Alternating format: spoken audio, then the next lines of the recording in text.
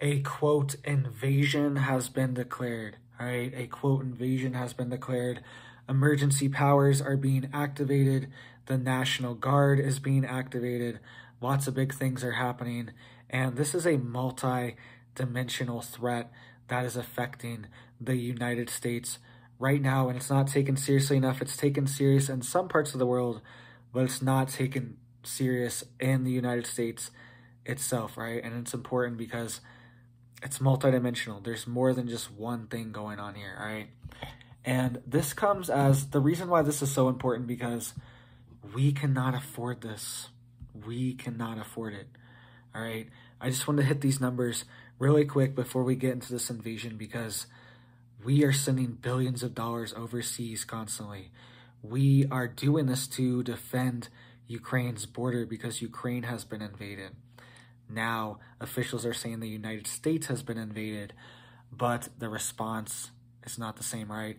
We will get into this in just a second, but I want to just remind everyone, we can't afford this. We can't afford this invasion overseas, and we can't afford this, quote, invasion here either, because just to start off, right, the U.S. national debt is $31,284,114,750,000, right?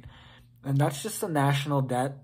They're saying $93,831 per citizen, $247,882 debt per taxpayer, right? That's just the national debt, but it's bigger than that. The U.S. has liabilities as well to things like Medicare, Social Security, veterans benefits, federal government benefits, all these different things, pensions, all these things add up tremendously.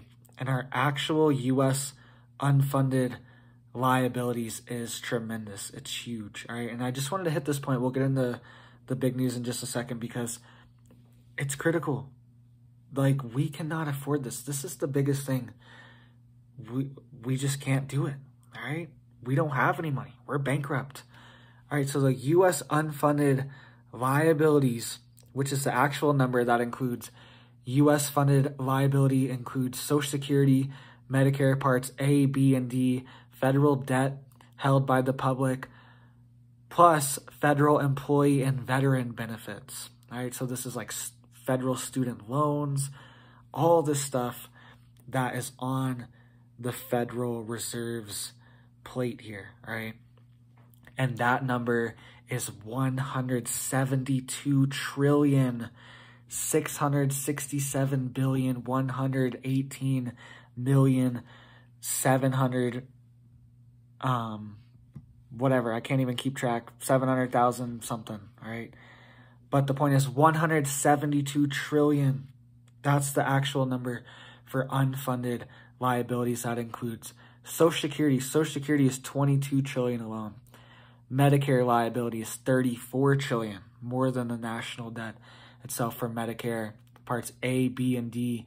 And then that also includes federal debt held by the public, like student loans, federal student loans, plus federal employee and veteran benefits, all right? This is insane, 172 trillion.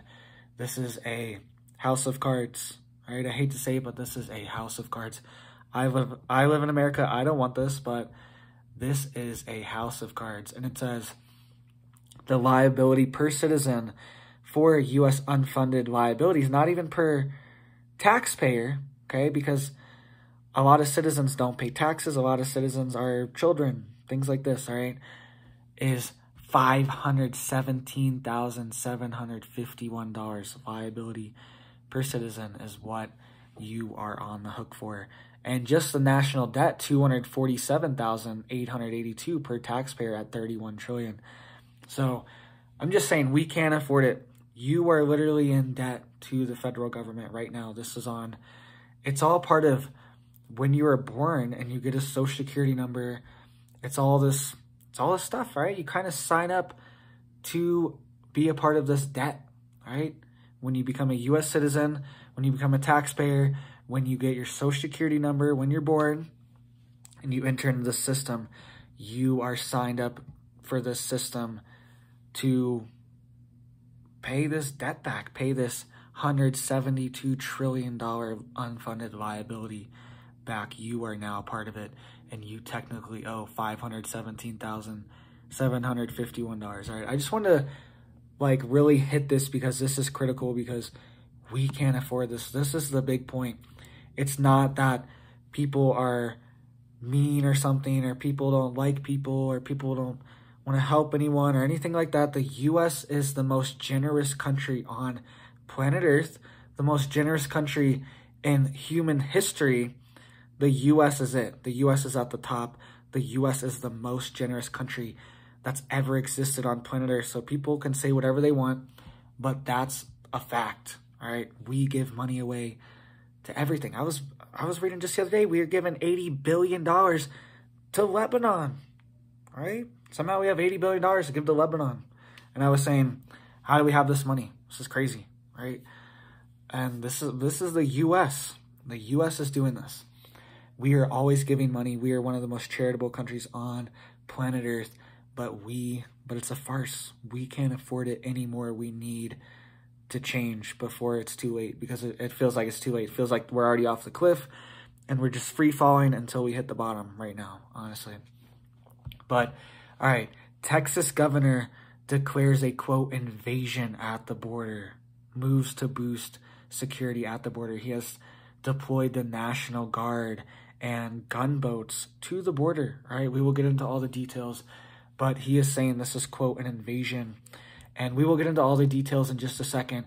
But I want to hit these numbers really quick, right? Because what other country would allow this to happen to them, right? It's not that the United States is mean or wants to be mean or something. It's just unsustainable. No other country on earth also allows this to happen. So this happened in October. CBP Customs and Border Patrol reports all-time record of 230,000 migrant encounters at the U.S. border in October, right? This is part of the reason why they're declaring an emergency, and I'll get to all the details to it in just a second, but this is why. This is why. It says CBP reported over 230,000 border encounters in October, setting an all-time record for the stat.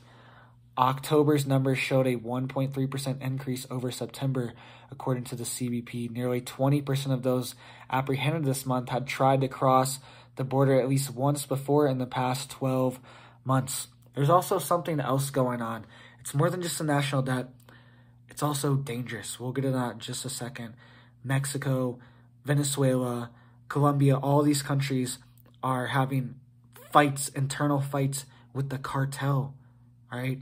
And that's also the other danger, is the cartel runs these migrant chains, okay?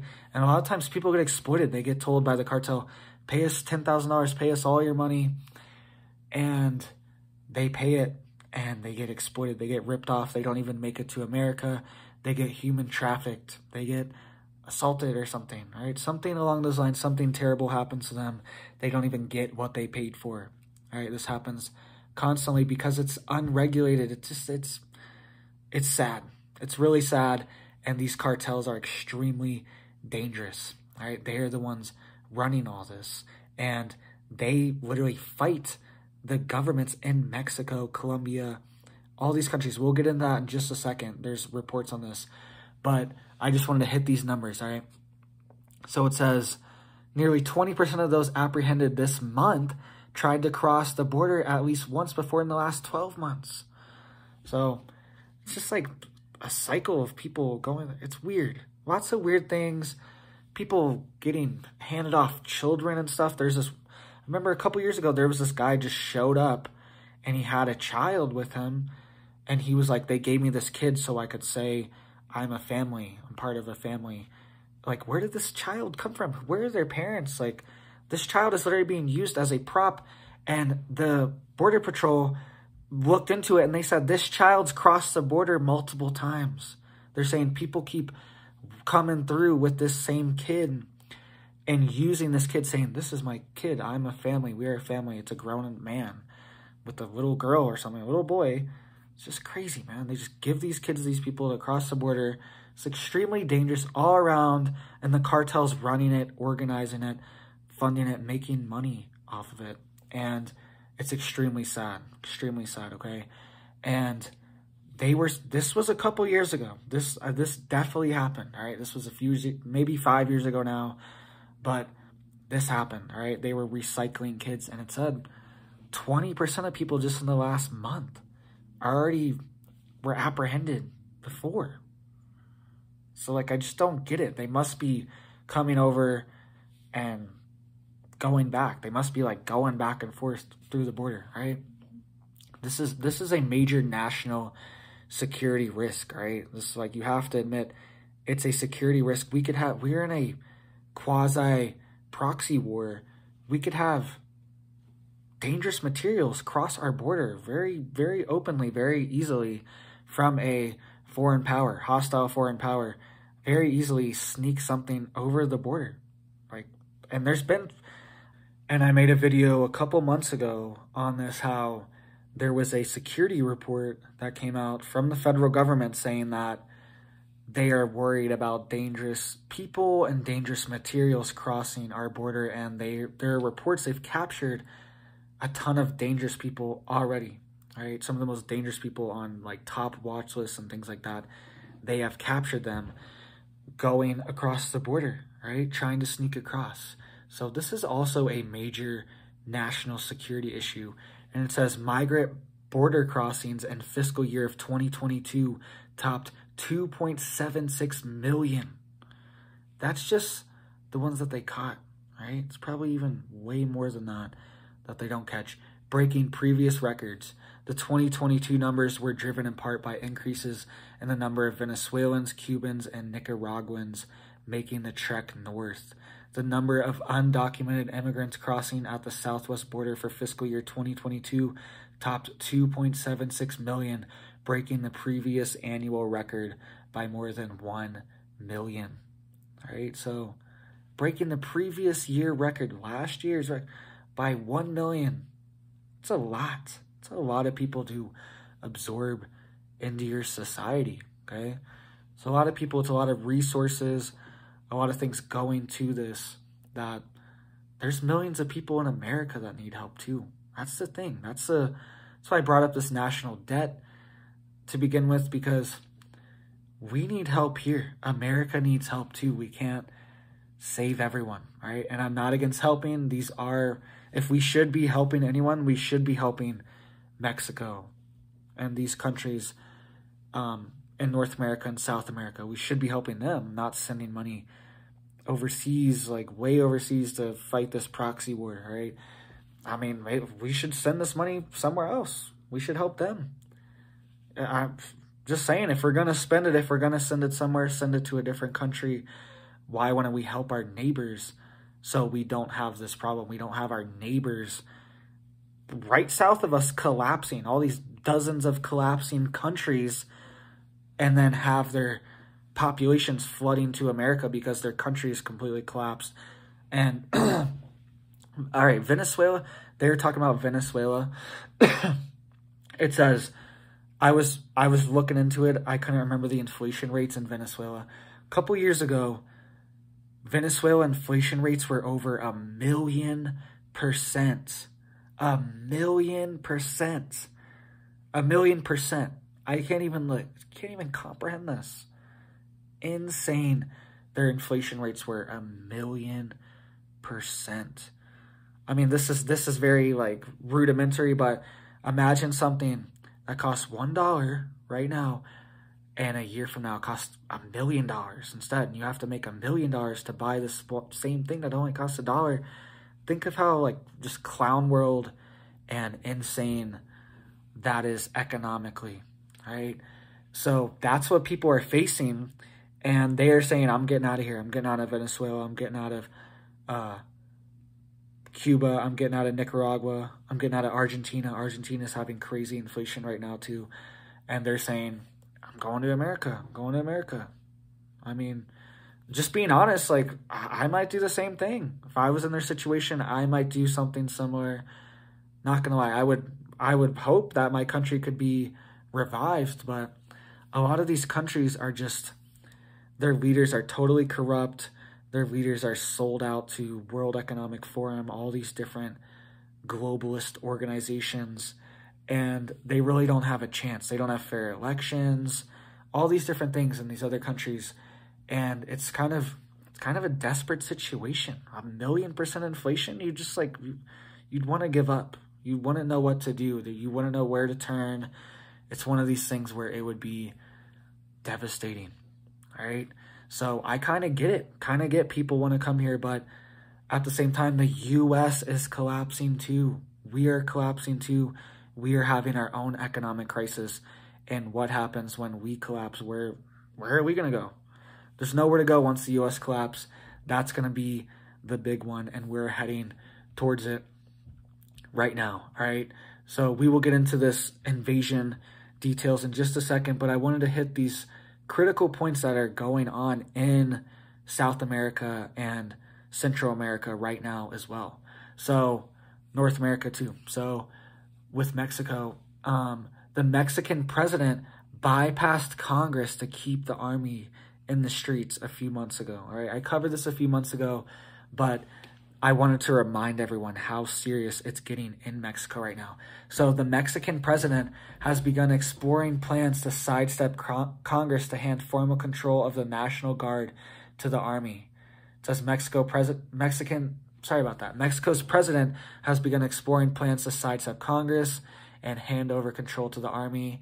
It says that has raised concerns because the president won approval for creating a force in 2019 by pledging in the Constitution that it would be under nominal civilian control and that the army would be off the streets by 2024. So he was saying that when he put them on the streets, he was saying, hey, they're going to be under civilian control. It's no big deal. It's the slippery slope that we always see. Slippery slope here. Sorry, my leg itches here. Sorry about that. But it's the slippery slope that we see, guys. All right. And he was saying, oh, they'll be off by 2024. But now it's getting so bad that he wants to merge the National Guard with the army, essentially martial law, having the army on the street officially and just saying it's National Guard. They're just wearing National Guard uniform, but they're under the control of the army. Right. This is very serious. This is Mexico. This is our neighbors, right? This is crazy. Imagine if criminals were breaking into your neighbor's house and just looting them and exploiting them, and you know what I mean? Imagine if your neighbor's house was like a drug house, something like this, something along those lines. Just imagine if that was your neighbor's house, right?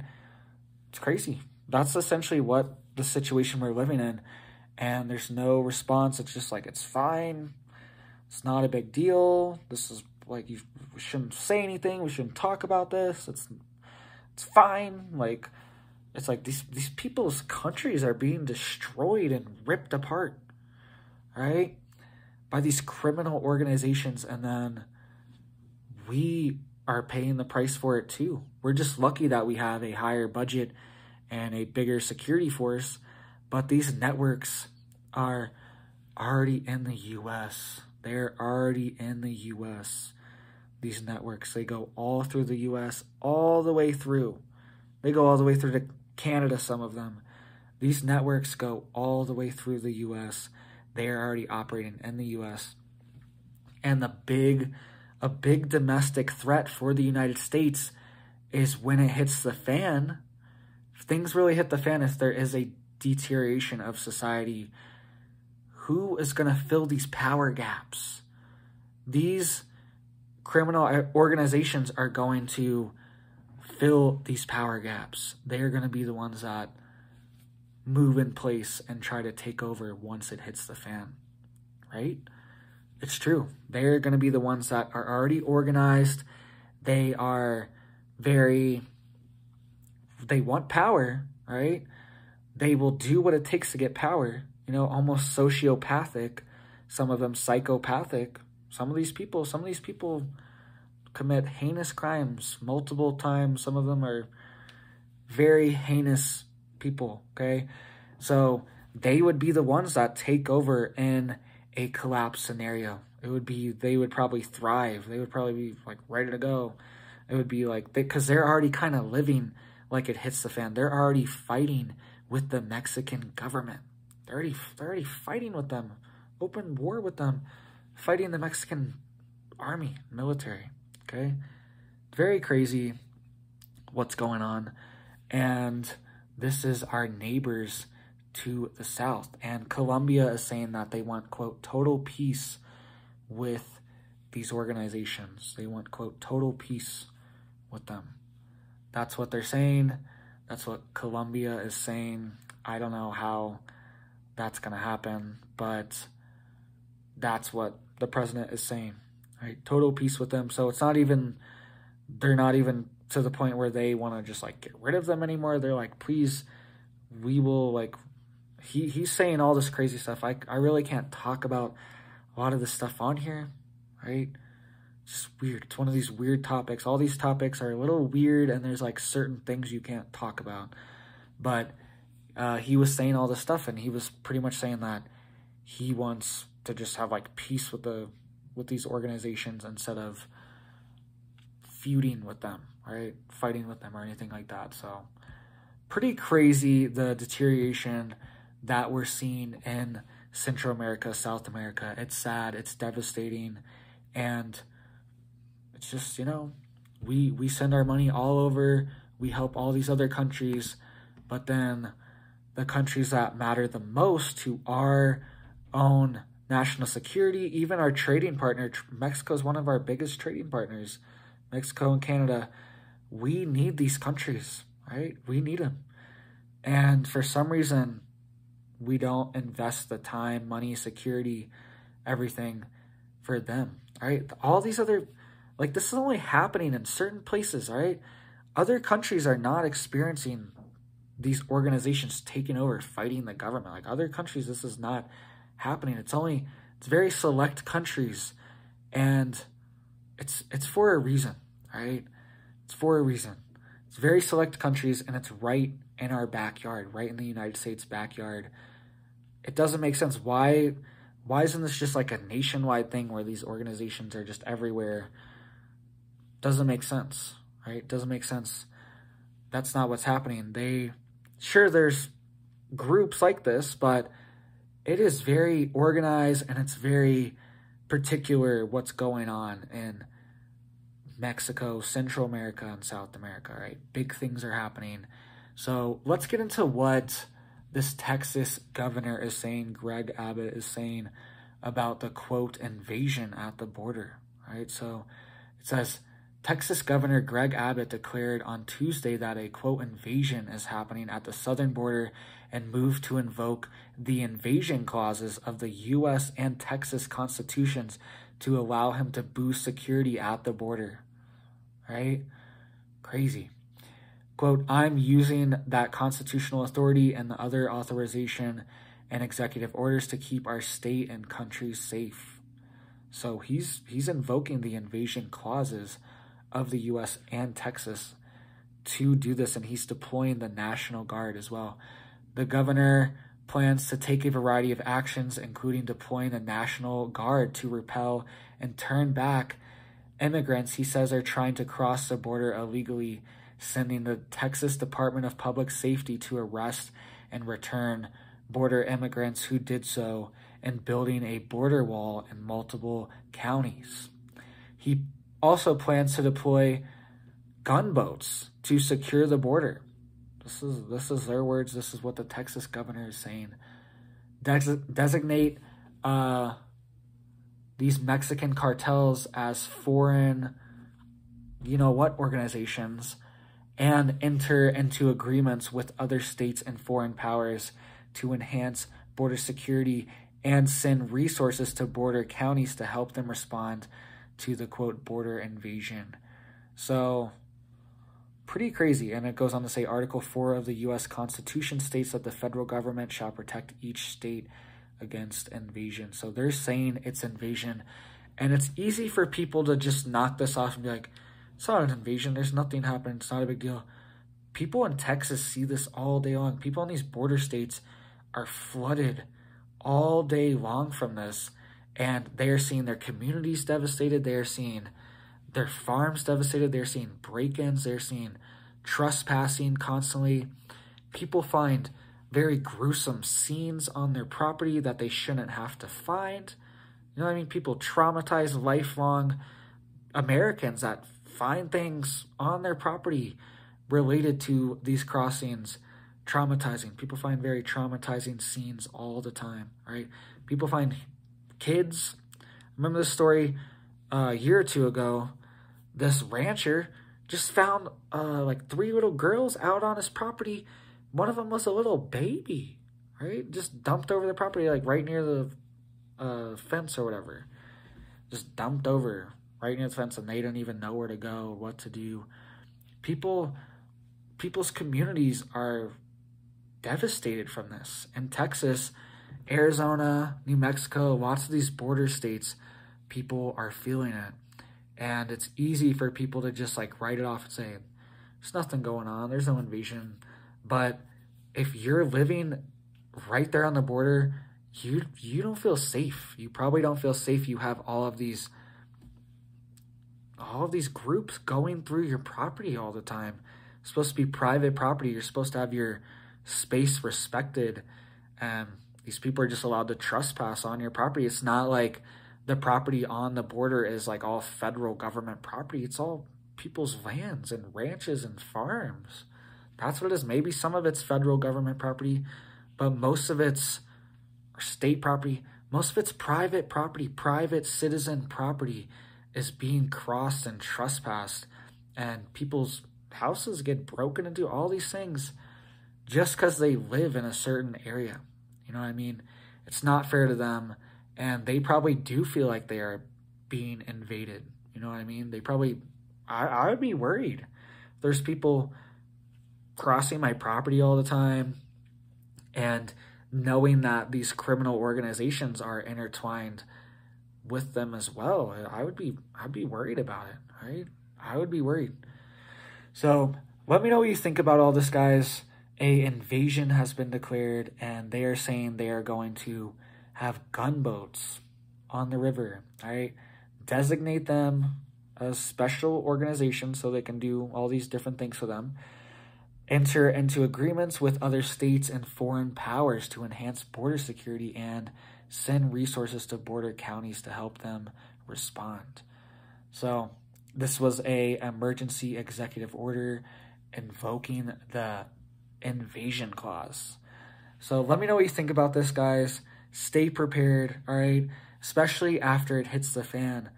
What's going to happen to all these organizations, that networks? They're not just going to go away. They are probably going to become highly visible after it hits the fan. They're probably going to take over, become kingpins of move. They might even restrict your movement, okay? Might restrict trade, might restrict, who knows? We really don't know. Dangerous situation we're dealing with. So thank you, guys. Have a big old blessed day.